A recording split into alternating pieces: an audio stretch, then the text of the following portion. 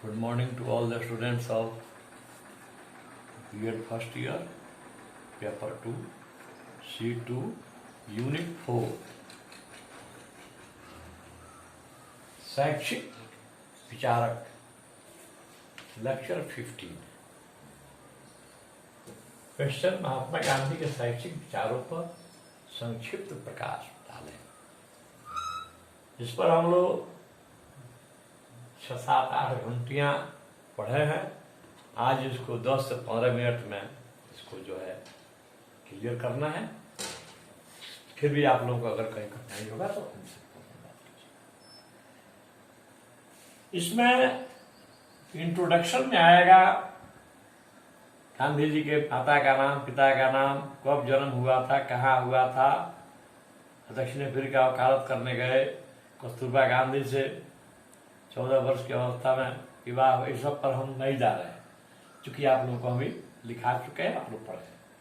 आज हम एम.एस. पटेल की उक्ति जो है उसको इंट्रोडक्शन में शामिल करेंगे कि गांधी जी उन शैक्षिक विचारकों और चिंतकों की गौरवपूर्ण मंडली में शामिल हो गए हैं जिन्होंने शिक्षा के क्षेत्र में एक नई क्रांति लाने का कार्य किया है। शिक्षा की परिभाषा गांधी जी के शब्दों में, by education I mean an all round development of man, body, mind and spirit. शिक्षा से मेरा अभिप्राय बालकों के शारीरिक, मानसिक और आध्यात्मिक विकास से है।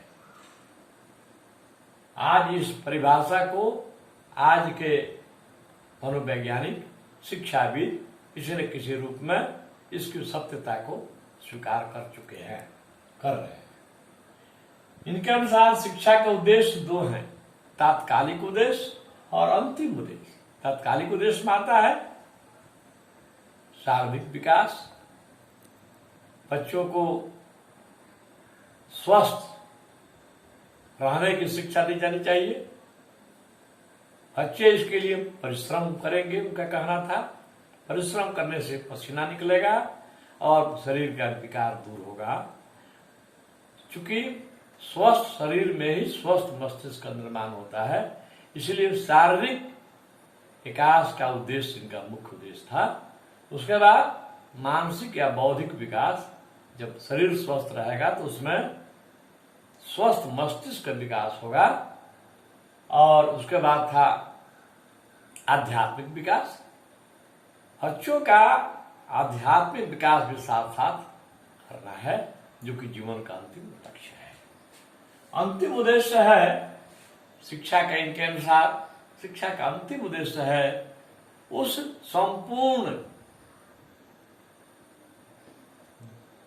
व्यक्ति में समाहित हो जाना, जहां से मनुष्य की उत्पत्ति हुई है उसी में जाकर पूर्णतः विलीन होना, आत्म साक्षात्कार ईश्वर से कर लेना, वही जीवन का अंतिम या शिक्षा का अंतिम उद्देश्य है कि इस लोक के आत्मा को जाकर पुनः परलोक में सम्मिलित हो जाना, परमात्मा में, आत्मा का परमात्मा में पुनः मिलन हो जाना, यही शिक्षा का अंतिम उद्देश्य है। नेक्स्ट है पाठ्यक्रम। पाठ्यक्रम में इन्होंने बताया कि शिक्षा उपयोगी होनी चाहिए, उपयोगिता का सिद्धांत। पढ़ लिख करके बच्चे जो हैं बाहर जब निकले तो वे अपने पैरों पर खड़े हैं, स्वावलंबी बने। और उन्होंने कहा था कि शिक्षा को बेरोजगारी के विरुद्ध एक बीमा होनी चाहिए। उसके बाद है समवाय का सिद्धांत, विभिन्न विषयों को जोड़ करके एक साथ पढ़ा। इन्होंने कहा कि एक न कोई हस्तशिल्प को केंद्र में रखकर बाकी विषयों की शिक्षा उसी से जोड़कर दी जाए, यही समवाय का सिद्धांत का है। लचीलापन का सिद्धांत, पाठ्यक्रम लचीला होना चाहिए, उसमें बच्चों को चयन करने की, विषय चयन करने की सुविधा मिलनी चाहिए। इसीलिए इन्होंने जो क्राफ्ट था, हस्त कौशल में से, जैसे एग्रीकल्चर था, कृषि, कताई बुनाई, है ना, लोहारगिरी, बढ़ईगिरी, लड़कियों के लिए सिलाई बुनाई, तो इस सब में से किसी एक को बच्चों को चुनने के लिए कहा जाता था, कोई एक शिल्प चुनना है। नेक्स्ट है मौखिक विधि। शिक्षण विधि में आता है कार्यानुभव विधि। बच्चे जो हैं करके सीखेंगे। तो बच्चा, ये जो रटंत प्रणाली है, पुस्तकीय ज्ञान आधारित प्रणाली को उन्होंने सिर से खारिज किया। बच्चा करके सीखेगा, काम करेगा, सीखेगा, लर्निंग बाय डूइंग। इसको आगे के लोग भी, शिक्षाविद भी इसको स्वीकार किए। जो बच्चा स्वयं कार्य करेगा, उसको सीखेगा, वह उसके मन मस्तिष्क पर हमेशा के लिए अमिट हो जाएगा। फिर है समवाय विधि। समवाय विधि में है कि विभिन्न विषयों को एक साथ जोड़ करके पढ़ा। केंद्र में कोई ना कोई क्राफ्ट रहेगा और उसके चारों ओर उसी से जोड़कर विषयों को पढ़ा। मौखिक विधि, बच्चों को जो है बोलने का, आत्माभिव्यक्ति का, सेल्फ एक्सप्रेशन का अधिकार मिलना चाहिए। बच्चे बोले, एक्सट्रोवर्ट बने, इंट्रोवर्ट नहीं, एक्सट्रोवर्ट। एक्सट्रोवर्ट कहते हैं बहिर्मुखी व्यक्तित्व के बने। इसके लिए उन्होंने विद्यालयों में अंत्याक्षरी कार्यक्रम, निबंध प्रतियोगिता और सारी विभिन्न प्रतियोगिताओं को आयोजित करने का सुझाव दिया कि बच्चे इससे आत्मनिर्भर बन सके। नेक्स्ट है स्वानुभव विधि। अनुभव करके बच्चे अपने अनुभव करेंगे और अपने सीखेंगे तो उनके मन मस्तिष्क पर ज्यादा दिन रहेगा। चिंतन मनन विधि। बच्चे जो हैं विभिन्न प्रकार के प्राणायाम, योगा, शारीरिक व्यायाम आदि करेंगे तो इससे उनका शरीर स्वस्थ रहेगा, मस्तिष्क स्वस्थ रहेगा। संगीत विधि। क्राफ्ट वगैरह करते समय, हस्तकला करते समय बच्चों को संगीत की शिक्षा दी जानी चाहिए ताकि उनका मन बहलता रहे। अनुशासन के बारे में इन्होंने कहा कि गांधी जी शारीरिक दंड के पूर्णतः विरोधी थे। पूर्णतः विरोधी। इन्होंने दो प्रकार के अनुशासन का की वकालत की। एक अनुशासन प्रभावात्मक अनुशासन। प्रभावात्मक अनुशासन में क्या है? Effective discipline.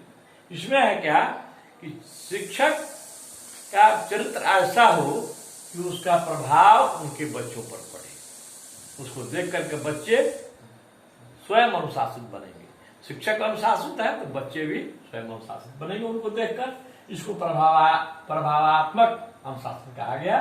एक जो है मुक्त्यात्मक अनुशासन, यानी बच्चों को ज्यादा दबाव में नहीं रखना है, उनको कहीं ना कहीं कुछ स्वतंत्रता दी जानी चाहिए।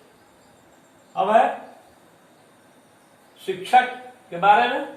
शिक्षक जो है पथ प्रदर्शक है, बच्चों का मित्र है और सहायक है। शिक्षक का चरित्र, आचरण ऐसा होना चाहिए कि बच्चे उससे प्रभावित हो। शिक्षक को देख करके बच्चे उनका अनुसरण करें। शिक्षक को अपने विषय का ज्ञाता होना चाहिए। शिक्षक को कोई ना कोई कौशल की भी जानकारी होनी चाहिए। और शिक्षक का काम निदेशक का काम नहीं है, शिक्षक का काम एक सहायक का काम। अब ये विद्यार्थी। विद्यार्थी कैसा होना चाहिए? गांधी जी कहा कि विद्यार्थी को ब्रह्मचारी होना चाहिए। ब्रह्मचारी माने जिसका कुछ नियमों के साथ बंधा होना चाहिए। उसका विवाह शादी पढ़ते वक्त नहीं होना चाहिए और उसको जो है कुछ नियम के साथ बंधे होना चाहिए। जैसे सुबह में अहले सुबह में जगना, ईश्वर स्तुति करना, स्नान करना, ये सब नियमबद्ध होना चाहिए। नियम दिया है, नियम, संयम, सदाचार, उसका आचरण उत्तम होना चाहिए। चरित्रवान होना चाहिए, उसे विनम्र बनना चाहिए, उसे देशभक्त होना चाहिए, उसे शांत चित्त वाला होना चाहिए, सहिष्णु और अनुशासित भी होना चाहिए। अब है विद्यालय। विद्यालय की स्थापना समाज के नजदीक होनी चाहिए और विद्यालय में पठन पाठन की सारी सुविधाएं, पुस्तकालय हो, कार्यशाला हो, है ना, ये सारी सुविधाएं वहां मौजूद होनी चाहिए पठन पाठन की। सामुदायिक विद्यालय में समुदाय का भी आना जाना कभी कभी मौके पर अवसर पर होते रहना चाहिए। ये जो है विद्यालय पर है। अब आइए गांधी जी और बुनियादी शिक्षा। अगर गांधी जी से बुनियादी शिक्षा को हटा लिया जाए या बुनियादी शिक्षा से गांधी जी को हटा लिया जाए तो दोनों अपूर्ण हो जाएंगे। मतलब कि बुनियादी शिक्षा गांधी जी के शिक्षा दर्शन की एक प्रमुख देन है। गांधी जी नहीं रहते तो बुनियादी शिक्षा भी नहीं आती। 22 से 23 अक्टूबर 1937 में महाराष्ट्र में वर्धा जिला में all India national education conference, अखिल भारतीय राष्ट्रीय शैक्षिक सम्मेलन का आयोजन गांधी जी की अध्यक्षता में हुआ, जिसमें गांधी जी ने कहा कि मैं मानता हूं कि यह जो है शिक्षा प्रणाली किसी प्रकार से हमारे बच्चों की आवश्यकताओं की पूर्ति नहीं करती है। अब बच्चे जो जानते हैं उससे भी दूर होते जाते हैं। अंग्रेजी शिक्षा पर इन्होंने प्रयास किया था। उस सम्मेलन में देश के इने गिने शिक्षाविद डॉक्टर राजेंद्र प्रसाद, पंडित जवाहरलाल नेहरू, राधा कृष्णन, उसके बाद डॉक्टर जाकिर हुसैन, पंडित राम शरण उपाध्याय सरीखे सारे विद्वान उस जो है सम्मेलन में भाग लिए थे। चूंकि यह सम्मेलन महाराष्ट्र के वर्धा जिला में हुआ था, इसीलिए इस शिक्षा को वर्धा शिक्षा भी कहते हैं, बुनियादी शिक्षा भी इसको कहते हैं, है ना। इसकी विशेषता क्या थी कि 7 वर्षों की अवधि तक वर्ग 1 से 7 तक बुनियादी शिक्षा दी जाएगी। दूसरा, निःशुल्क और अनिवार्य शिक्षा होगी 7 वर्षों तक। तीसरा, शिक्षा का माध्यम मातृभाषा होगा, बच्चों की मातृभाषा में शिक्षा दी जाएगी। चौथा, सबसे महत्वपूर्ण विशेषता थी कि इसमें अंग्रेजी का कोई स्थान नहीं होगा, अंग्रेजी में पढ़ाई नहीं होगी। और 7, क्राफ्ट आधारित शिक्षा, केंद्र में कोई न कोई हस्त कौशल रख करके बाकी विषयों की शिक्षा दी जाएगी। 6, शारीरिक श्रम पर जोर दिया गया, क्योंकि अंग्रेजी शिक्षा में जो है, अंग्रेजी प्रणाली में शारीरिक श्रम को हेय दृष्टि से देखा जाता था, इसीलिए इसमें जो है शारीरिक परिश्रम पर जोर दिया गया। बच्चे शारीरिक परिश्रम करेंगे। पाठ्य पुस्तकों का कम से कम प्रयोग। नेक्स्ट, आज भी इसको लोग मानते हैं कि नहीं, आज के शिक्षा मनोवैज्ञानिक कहते हैं नहीं, पाठ्य पुस्तकों का बोझ बच्चों पर जितना कम होगा उतना ही बच्चे अधिक से अधिक विद्यालय की ओर आकृष्ट होंगे। इसके बाद इसका ढांचा है, रूपरेखा है बुनियादी शिक्षा का।